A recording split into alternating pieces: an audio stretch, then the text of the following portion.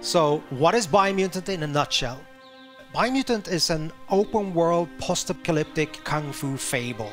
Basically, in terms of structure, it's like Zelda Breath of the Wild, I guess.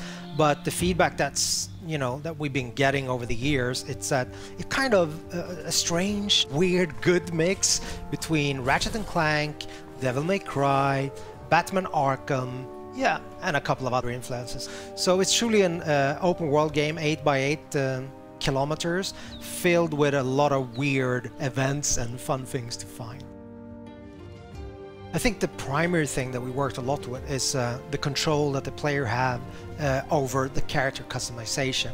We have the possibility for the player, to set the attributes, and in Biomutant, that's tightly connected or integrated with the way that the character looks. But the player is like completely free to morph their own breed, we call it a breed, but mammal, if you will. And eventually, people have a lot of assumptions on what kind of animal this is, but for me, and I guess the team, we have allowed the player to make what I call, more like a Muppet.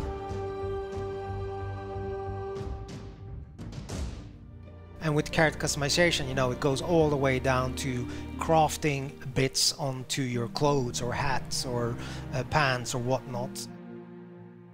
I guess the most important thing is the arsenal or the weapons. I mean, it's an action role-playing game, right? So we're focusing on the action parts of, the role-playing aspect. Each part that you can find for weapons and gear also comes with like a material, a quality aspect, so they can be more damaged or of a higher quality material.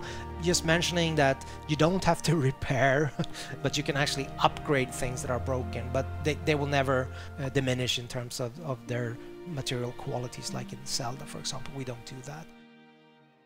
In the game, you have 6 different tribes, so they're all composed of, a leader, a Sifu, if you will, that have mastered a specific Wang Fu combat style and trained his disciples in that. So these tribes are now in conflict. Basically, there are 3 tribes that have what we call a light aura. So basically a good karma, if you will, if you want to paint it black and white. And there are 3 tribes that have like a dark aura.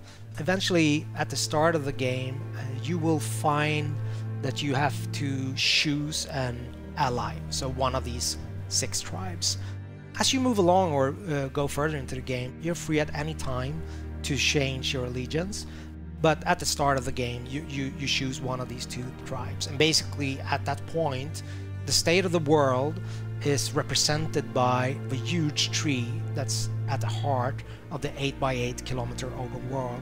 So it's a representation of the world either going under or the world surviving. So this is all tied to the tree of life.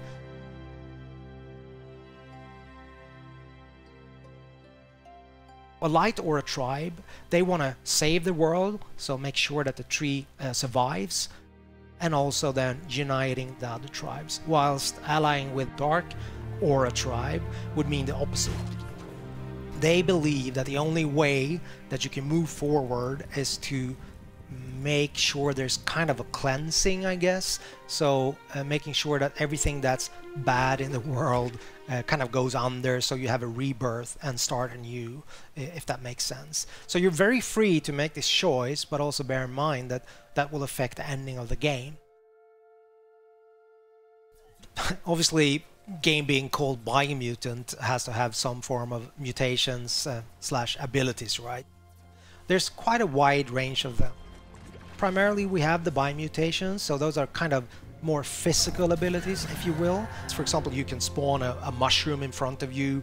That has multiple uses. If I just use that one as an example in terms of creative freedom for you as a player, combining this jumping up on the mushroom with, let's say, just electricity shooting out from your fingers, like the Emperor in Star Wars, or once the character is airborne, like your enemy, just going up there, unleashing some other kind of strange abilities. I don't want to go into all of them.